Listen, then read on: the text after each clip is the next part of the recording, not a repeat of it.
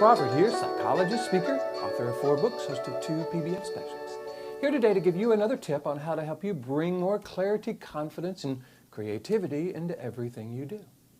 Today I want to look at the other side of the serenity prayer. You know, I've talked about this before. God, grant me the serenity to accept the things I cannot change, have the courage to change the things I can. Talk a lot about acceptance in the past. I want to talk today about changing the things we can. Because I think the more influence we have over those aspects of life that we can control or certainly influence to a greater degree, the easier it is to deal with situations that maybe aren't exactly how we would like them to be. Traffic, for example. Because here's what most people do. They wake up in the morning and then they start kind of getting ready, and then maybe the kids or the situation, something goes wrong, or maybe they got up late or didn't want to get up at all and didn't like the alarm or something, and they just kind of find themselves kind of moving out of the house into traffic or going somewhere. They find themselves in a situation over which they have no control and no influence. But the fact that we've gone into it with this kind of frazzled, less than influential perspective makes that situation more problematic. I suggest we begin to influence our experience of life from the very beginning. When we wake up, that we have a certain routine or certain way of doing what we do that we've set up specifically to serve us, to help us go into the day in the top of the mind or in a mood or a perspective that we would recommend to someone we love. That means like having a shower head that you really enjoy, or a morning routine, a breakfast that really works for you, really look forward to.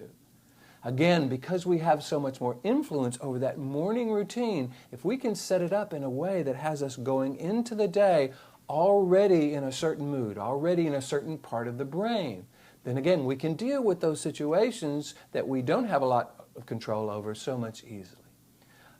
What's our car like? I'm a big fan of driving a clean car. It just feels good. It puts me in a better mood. So what I do is spend, $5 a week or so whenever necessary to get a clean car. Now I know for those of you in the Northeast, that's or the North in general, that's a little bit challenging because, snow and ice and all that kind of stuff. But hey, at least we can kind of make sure that a window is clean, right? So we can have that fluid in there if we need to clean it off. But the idea of having a clean car, if not always on the outside, certainly on the inside. So when we get in it, we feel good about it. That's something we can change. What's our lighting like at work? Do we kind of go in and flip on the fluorescents and then just find ourselves kind of dealing with those? Or are we able to influence what our lighting is like? Maybe some indirect incandescent lighting or some natural lighting. What a concept, right? What's our lunch like? Where do we go? Do we kind of sit in the desk and kind of just eat in order to get things done? Are we willing to take a break, go outside, go to a place we enjoy, and have an experience? See, all of these kind of experiences that we can control, that we can influence, are so important. Because there's going to be so many situations in the day, somebody else's behavior maybe, certainly traffic, or maybe a meeting, or some situation that doesn't go the way we want it to. That's always going to be there. So the more we can go into the situation already having influenced everything up until that point in a way that puts us in a certain mood, in a certain part of the brain, that's really very, very helpful. If our goal is indeed to live our life from the top of the mind, to be able to be most influential in our experience of life regardless of the situation, we want to make sure we are influencing those early situations that are precursors to how we feel and think as we go into a situation. One of the things I talk about in my seminar is the power of deciding who you want to be and how you want to be as you go into a situation. Don't wait until you're in there to kind of react to it. That puts you kind of at the mercy of the situation. If it's a good situation, we'll feel good. If it's a bad situation, we'll feel bad. That's understandable, but that has us being defined by whatever situation we're going into. I'm a big fan of choosing that quality or characteristic, my highest purpose, the most important thing in my life that I want to bring in to the situation and make being in that perspective or that state of mind my highest purpose, the most important thing I'm going to do.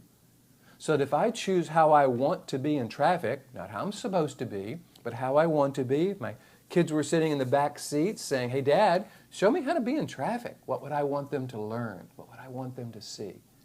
Now I can use traffic as a place to practice defining who I am.